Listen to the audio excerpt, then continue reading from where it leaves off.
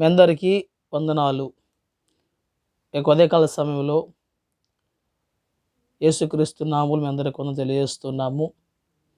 మన డిసెంబర్ మాసానికి వచ్చి ఉన్నాము. ఈ మాసం అంతయు దేవుని యొక్క సన్నిధి అనే కాపుదల మనతో ఉండలాగున ప్రతి ఒక్కరు కూడా ప్రార్థనలో ఉండండి.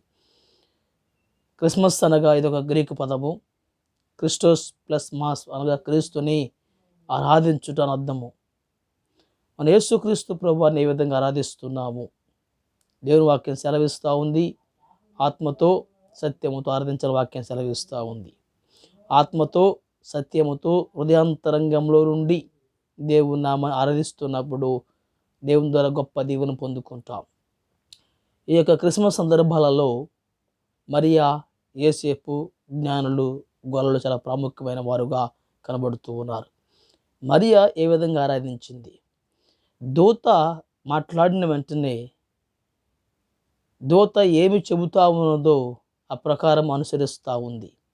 మరియా దేవుడు చెప్పిన ప్రతి మాట అనుసరిస్తూ దేవుని గణపరుస్తూ ఉంది, ఆరాధిస్తూ ఉంది.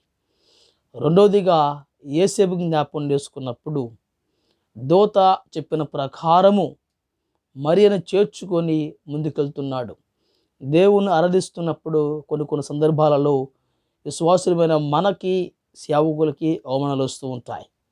మరియను చేర్చుకుంటం ద్వారా అవమానం వస్తూ ఉంది. అయినను సరే మరియను మరియను చేర్చుకొని యేసుప్రభు హృదయం భద్రం చేసుకొని అవమానం వచ్చినా, కష్టం వచ్చినా, నింద వచ్చినా దేనికి భయపడక ముందు కొనసాగుతూ ఉన్నాడు.